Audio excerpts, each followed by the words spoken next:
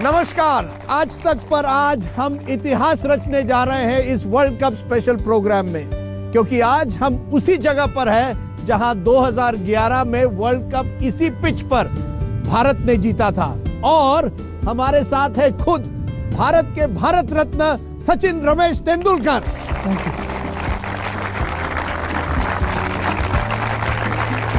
और आज आप सुनेंगे आज तक पर इस वर्ल्ड कप स्पेशल में सचिन की जुबानी उनके वर्ल्ड कप के सफर की कहानी। तो एक बार उनको एक स्पेशल अपलॉज। मुझे लगता है आपको एक बार फिर इस पिच पर जाकर बैटिंग करनी चाहिए। वो पिच देखकर मन में मैं देख रहा था। नहीं, विकेट बहुत अच्छी दिख रही है, मगर ये ग्राउंड का एक सिग्निफिकेंस ही कुछ अलग है, क्योंकि यहाँ पे जब 2011 में हमने वर्ल्ड कप ट्रॉफी उठाई थी तो वो मेरा लाइफ का सबसे बड़ा मोमेंट था क्रिकेट फील्ड पे। जब भी मैं यहाँ इस ग्राउंड पे आता हूँ तो वो एक ही ख्याल आता है कि वो शाम कुछ अलग ही थी। वो शाम कुछ अजीब थी, लेकिन मैं सोच रहा हूँ किसी से बैट ले लूँ और आपको यहाँ बैटिंग करवाऊँ। क्यों बैटिंग करवाए एक बार फिर? हाँ, यही तो बात हुई ना, एक बार फिर बैटिंग करवानी पड़ी। लेकिन मैं इस प्रोग्राम में आपका सफर, आपका जो वर्ल्ड कप सफर है उस पर मैं फोकस करूंगा। और मैं चाहूंगा कि पहली बार जब आप वर्ल्ड कप खेले 1992 में, वो दिन याद है या भूल गए आप? नहीं, मुझे याद है। मुझे तो इनफैक्ट सबसे पहली चीज़ 92 वर्ल्ड कप की याद है, जब इनॉग्रल फंक्शन हुआ था और वो सिडनी में हुआ था, डार्लिंग हार्बर पे। सुपर्ब था कि है ना, पहली बार सारे टीम्स वहाँ पे आए थे और इतने सारे क्रिकेटिंग ग्रेट्स थे, तो उनको हमेशा टीवी पे देख रहा था। सबसे पहले मुझे ये कहना है कि इस ग्राउंड पे 1987 में मैं ड्रेसिंग रूम के सामने बॉल बॉय था और 1992 में मैं उनके अगेंस्ट खेल रहा था, वो प्लेयरों के अगेंस्ट। लेकिन आप तो क्रिकेट मुझे लगता है पहली बार वर्ल्ड कप खेले 18 साल के थे। कुछ बड़े क्रिकेटर ने कभी आपको कहा यार सचिन, पहली तो वोटिंग एज के तो बन जाओ, फिर हमारे सामने खेलो? कभी कहा आपको? मैं न्यूजीलैंड में जब आउट हुआ था, टेस्ट सीरीज में खेलने गया था, तभी मेरी उम्र 16 साल की थी। मैं एक्चुअली पहले बॉल पे आउट हुआ डैनी मॉरिसन को, और मुझे जिस तरह से कोई भी फॉरेन टीम एक टीनेजर को सेंड ऑफ देती है, उस तरह का मुझे स्पेशल सेंड ऑफ दिया था। उन्होंने चलो जाओ स्कूल में जाके खेलो करके। मगर ऐसी चीज़ें आप भूलते नहीं हो, ये ज़रूर दिमाग में था कि एक दिन मैं यहाँ आके कुछ ना कुछ कर दिखाऊंगा। अरे वाह, अरे वाह। यानी और आपने करके भी दिखाया। 1992 वर्ल्ड कप की मुझे वो मैच याद है पाकिस्तान के सामने। और हमेशा मैं देखता हूँ कि पाकिस्तान जब आता है तो सचिन में कुछ एक अलग जज्बा आ जाता है, क्योंकि उस मैच में आप मैन ऑफ द मैच बने। हमने पाकिस्तान को सिडनी में हराया। कुछ होता है क्या सचिन तेंदुलकर का जब पाकिस्तान सामने आ जाता है? नहीं, वो मैच तो मैं कहना चाहूँगा कि एक अलग मैच होता है। बहुत सारे प्लेयर्स यही बोलेंगे कि नहीं, हम नॉर्मली खेलते हैं जो भी है मैच, मगर वो मैच अलग होता है, क्योंकि आपके दोस्त जहाँ भी आप जाओ, होटल्स में रूम सर्विस, हाउस कीपिंग या ऑपरेटर फ़ोन पे, सर ये मैच जीतना है, कुछ भी हो जाए आपको ये मैच जीतना है, तो ये मैच का एक इम्पोर्टेंस अलग सा हो जाता है अपने आप। लेकिन 1992 वर्ल्ड कप हम जीत नहीं पाए। 1996 वर्ल्ड कप आता है, हमारी टीम बड़ी अच्छी है और हम कलकत्ता में मैच हार जाते हैं। तब मैंने सुना है कि आप बहुत ही दुखी थे। यानी विनोद कामली को तो हमने देखा होगा टीवी पर, वो रो रहे थे। मैंने सुना आप भी बहुत डिप्रेस थे उस दिन। हाँ, सब बहुत डिप्रेस थे, क्योंकि मुझे लगा कि हमारी स्ट्रेंथ बहुत अच्छी थी टीम की और हम अच्छा क्रिकेट खेल रहे थे। वो एक मोमेंट ऐसी थी कि ना, विकेट्स जाने लगे और फॉर सम रीज़न पार्टनरशिप्स नहीं हो रहे थे बिल्कुल। It became a difficult track. मगर जब हम पहले बॉलिंग कर रहे थे तभी मुझे थोड़ा बहुत पता लगने लगा कि ना, ये मैच का second half is gonna get even tougher, है ना, कि इतना आसान नहीं रहेगा चेस करना। मैंने विनोद कामली को, जैसे मैंने कहा, देखा कि वो रो रहे थे। आपको मैंने कभी रोते हुए नहीं देखा फील्ड पर। केवल उस 2011 के वर्ल्ड कप के बाद मुझे लगता है खुशी के आंसू वो आपके। खुशी के आंसू थे, वैसे आंसू। सचिन रोते हैं कभी जब आप 0 पर आउट हुए हैं इतने सालों में? कभी आप ड्रेसिंग रूम में गए हैं और बैट फेंक दी और कहा यार? नहीं, वैसे मोमेंट्स आए हुए हैं लाइफ में, मगर वो मोमेंट्स ड्रेसिंग रूम के अंदर भी बहुत बार। बैट फेंकी है? सचिन तेंदुलकर ने बैट फेंकी कभी? मैं कभी मेरा किट नहीं फेंकता, कभी नहीं फेंकी? बिल्कुल नहीं फेंकता। और मैंने काफ़ी सारे प्लेयर्स को भी यही कहा है कि अपना क्रिकेट गियर कभी मत फेंको, क्योंकि क्रिकेट गियर की वजह से आप इस लेवल तक पहुँचे हो, उसकी पूजा करो। एक तरह से क्या ये आपके लिए एक मंदिर है? ये पिच एक तरह से आपके लिए एक मंदिर है, आप उस तरह से देखते हैं यहाँ? क्योंकि जब आप रिटायर भी हुए थे इसी ग्राउंड पर आपने जाकर जमीन को टच करके आपने एक तरह से प्रार्थना की थी। बिल्कुल।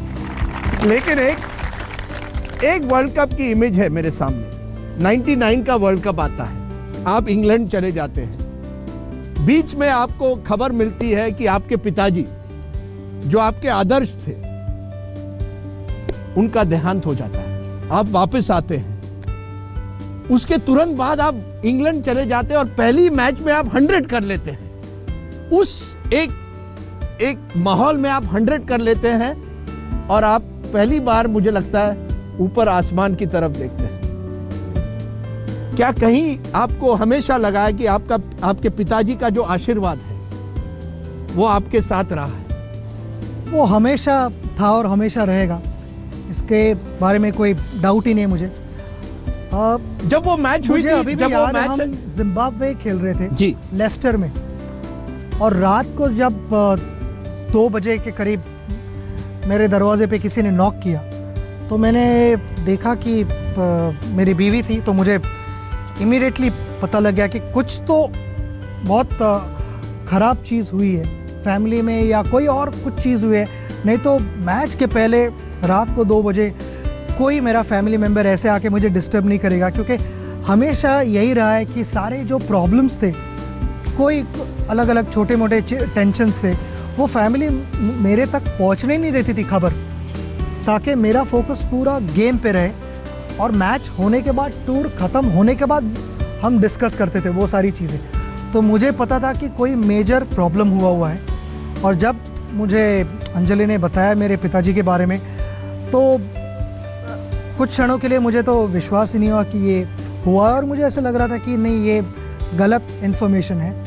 और जब हम वापस भी पहुंचे तभी भी मुझे समाउ बिलीव नहीं हो रहा था कि ये ऐसे हो सकता है। और एक ही बात घर में बाद में डिस्कस हुई कि यहाँ तुम आए हो, सारी फॉर्मेलिटीज़ तुमने कंप्लीट की है, अभी तुम्हें वापस जाना है, क्योंकि तुम्हारे पिता भी यही चाहते थे कि ऐसे कुछ अगर हो जाता है, ये तो कोई सोचता नहीं कि ऐसे कुछ होना चाहिए, मगर वो अगर उनके हाथ में डिसीजन छोड़ा होता तो पिताजी भी यही कहते, नहीं अभी तुम्हें वापस जाके खेलना चाहिए।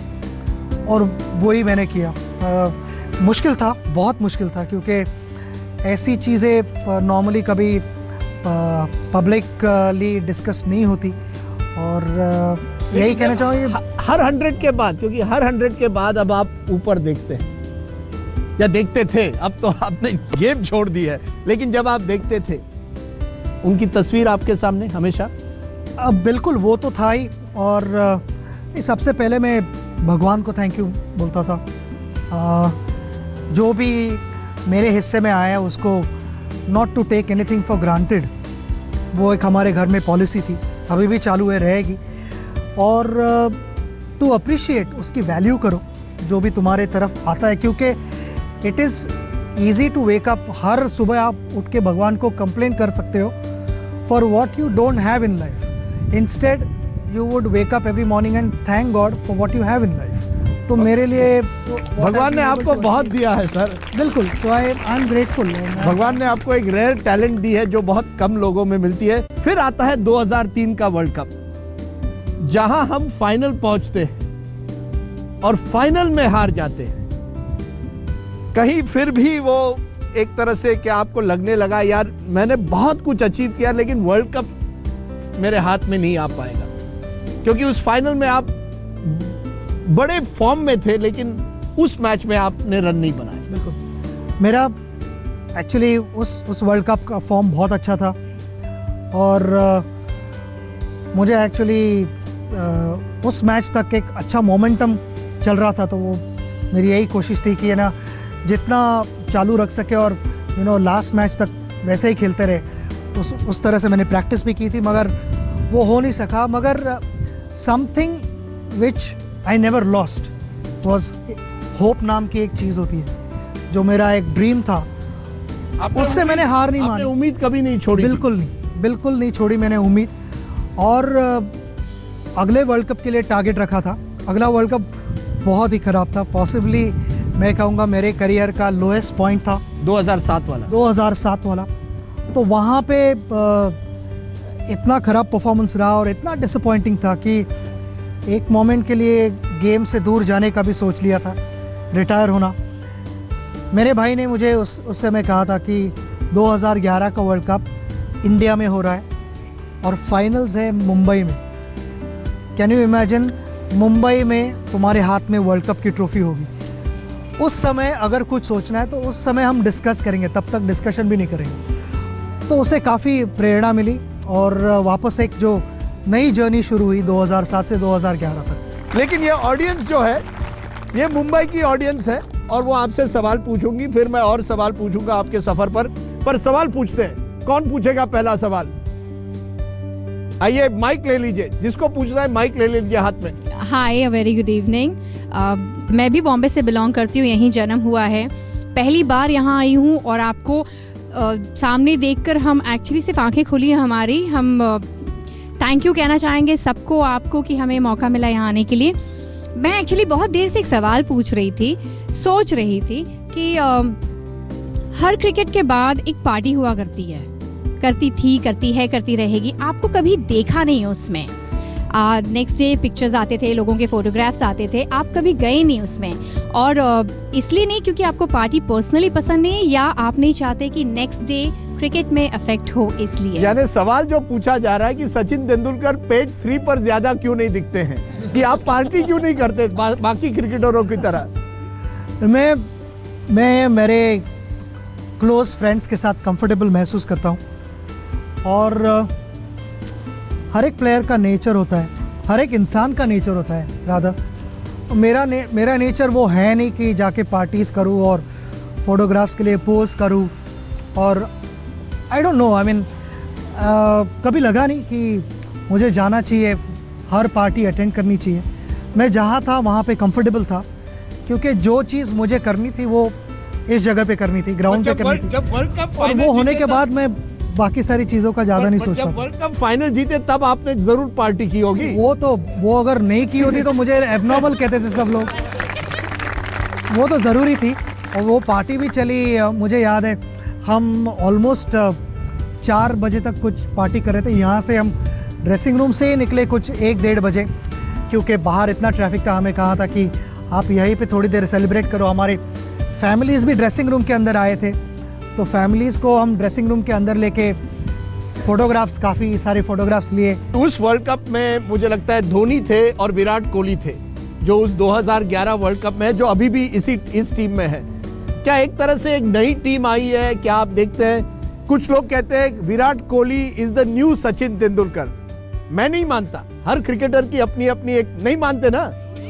नहीं, बिल्कुल, ये मुंबई की ऑडियंस तो नहीं मानेगी, लेकिन कुछ लोग कहते हैं कि विराट कोहली पर उसी तरह से जो उम्मीदें थी, जो एक समय आप पर थी, आज विराट कोहली पर है। किस तरह से आप देखते हैं? क्या हर वर्ल्ड कप एक नया स्टार लोगों के सामने? आई थिंक कोई भी स्पोर्ट्समैन को अच्छी लगती है ये बात कि ना उससे कुछ एक्सपेक्ट कर रहे हैं। जब मैं ग्राउंड पे खड़ा होता था और स्टैंड में से मुझे अगर किसी भी समय पता लगता था अगर कि मेरे से क्राउड कुछ एक्सपेक्ट नहीं कर रहा है, तो डेफिनेटली मैं यही समझता था कि I am at the wrong place.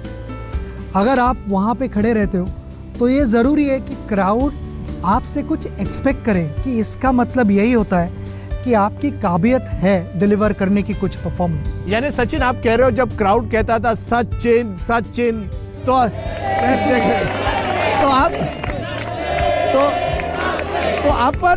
आप पर प्रेशर ज्यादा बढ़ता था, और या आप कह रहे हैं कि आपका हौसला और बढ़ जाता था? ये ऐसी चीज़ें सबका हौसला बढ़ाती है और मेरा भी बढ़ा है।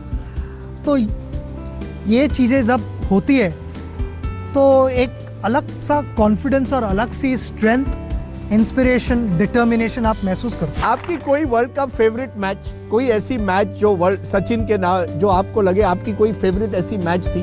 मुझे याद है इसी ग्राउंड पे आपने मुझे लगता है 4-4 मारे थे एक ओवर में ग्लेन मगरा को 96 वर्ल्ड कप में। पर कोई फेवरेट मैच या कोई फेवरेट मोमेंट आपका?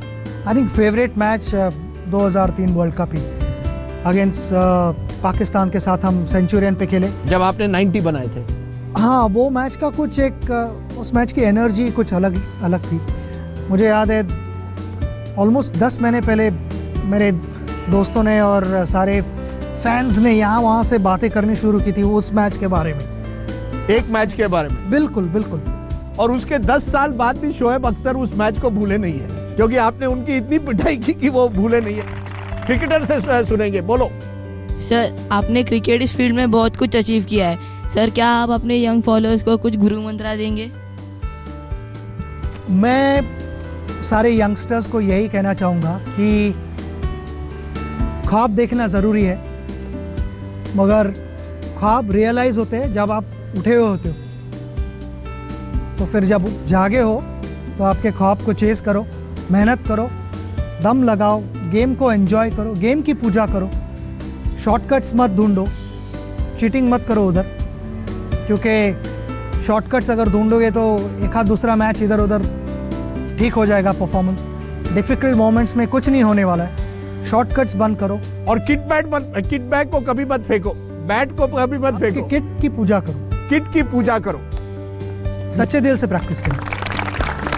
लेकिन मैं देखता हूं आप विराट कोहली, अगर आप विराट को देखें तो विराट बड़ा अग्रेसिव होता है फील्ड पर, दिखाई देता है बॉडी लैंग्वेज में। आप बड़े शांत थे, आपका अग्रेशन मुझे लगता है कहीं आपने अंदर रखा था। हर इंसान अलग अलग सिचुएशंस अगर आपके सामने आएंगे तो रिएक्शंस अलग मिलेंगे आपको, सभी से एक तरह के रिएक्शंस नहीं मिलेंगे। देन इट इवेंचुअली डिपेंड्स कि what helps to bring the best out of you. मैंने रिटायर होने के बाद बिल्कुल नेट्स में वगैरह घुस के बैटिंग नहीं की है। आई थिंक एक ही मैच जब 5 जुलाई को खेला लॉर्ड्स पे, तो उसके पहले 2-3 दिन बैटिंग की थी नेट में, जहां बॉलर्स आए थे। वहां भी 3 तारीख को बारिश हुई थी, 4 तारीख को थोड़ा हल्का थ्रो डाउन्स वगैरह किए थे थोड़े बहुत, और फिर मैच में गए थे। मगर ऐसे टीम के साथ 2 ही सेशन मिले थे। मैं आपको खिलाऊंगा, लाओ बैट, लाओ बैट, लाओ, कम ऑन जल्दी। आप हमें दिखाओ आपका फेवरेट शॉट, आपका फेवरेट वर्ल्ड कप शॉट। आज मैं राजदीप का रोल कर रहा हूँ तो राजदीप मेरा रोल करेगा बैटिंग करके। कोई आपका कोई फेवरेट शॉट जब आपने इतने वर्ल्ड कप खेले, कोई ऐसा shot? Favourite shot has to be, देखो अब ये कह रहे स्ट्रेट ड्राइव, स्ट्रेट ड्राइव, जहाँ पे मुझे लगा कि मुझे काफ़ी सेटिस्फैक्शन मिलता था कि बॉडी बैलेंस अगर ठीक रहे और बिल्कुल सीधा जाए तो बॉलर को भी बैट का स्टिकर अच्छा दिखता था। अरे वाह, बॉलर को बैट का स्टिकर अच्छा दिखता था। सचिन तेंदुलकर, आपने कई बॉलरों को अपनी बैट की स्टिकर दिखाई है और आपने हमें बहुत बहुत आनंद दिया है, और जो आपने इस ग्राउंड पे किया और दुनिया भर में किया है, उसके लिए मैं एक ही वर्ड कहूंगा, थैंक यू सचिन।